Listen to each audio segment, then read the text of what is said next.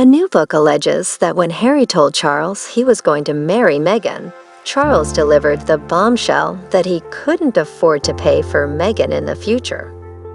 Royalist is the Daily Beast newsletter for all things royal and royal family.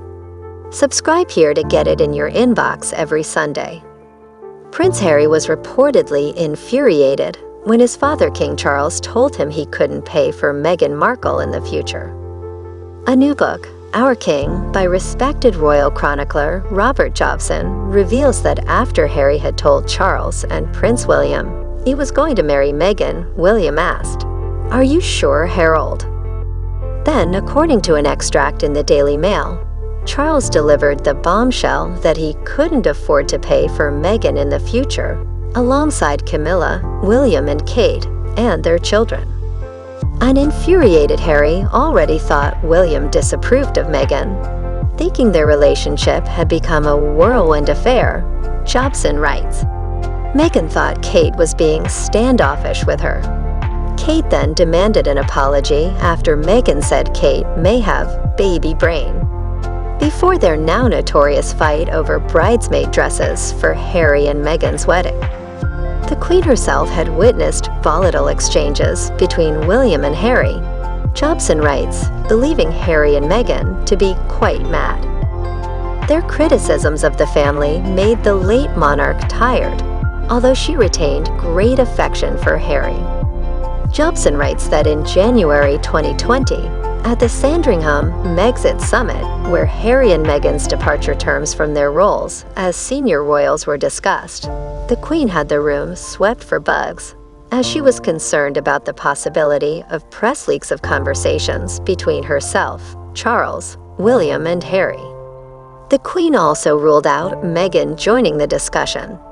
Jobson writes, there was a suggestion that Meghan should join Charles, William, and Harry via video link from Canada, but the Queen ruled that her attendance in any form was not necessary as Harry would represent her. It was also felt that a video link wouldn't be secure, as Charles and William wouldn't be able to tell if the meeting was being recorded, or if Meghan had anyone else listening in as they spoke. Jobson writes that after Harry and Meghan's accusations and revelations in their 2021 Oprah Winfrey interview, including that a senior royal had questioned the skin tone of their then-unborn child, Charles and William decided they couldn't be alone with Harry. William went to his father and told him that their royal family needed a clear strategy in dealing with the renegade royals. Jobson writes, Charles agreed. From then on, Harry's father and brother decided they would no longer treat him as a trusted, if often infuriating, member of the family. In short, they would never again meet Harry alone. There would always have to be another person in the room.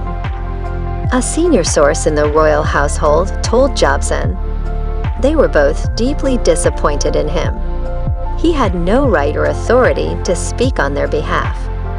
The Queen thought Harry being so consumed with love for Meghan was clouding his judgment. The Queen felt let down by Harry stepping down as a senior royal, seeing his and Meghan's departure as a missed opportunity. Harry spoke to the Queen by phone regularly, Jobson writes. She hoped he had found peace and happiness, but the monarch felt troubled when Harry asked her to voice his grievances, telling him to speak to Charles direct, even if, as Harry told Oprah, his father stopped taking his calls. Queen Elizabeth was reportedly surprised, having suggested to Meghan she turn to Sophie, Countess of Wessex, Prince Edward's wife. For support, Meghan replied, "I've got Harry." Jobson writes in Our King, the Mail reports, that the incident took place at a one-to-one meeting between the two women, where the late Queen warmly welcomed Meghan to the family.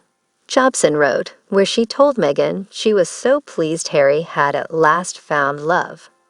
In November 2016, Harry released a strongly worded statement decrying media and online harassment of Meghan, fearing, he said, for her safety.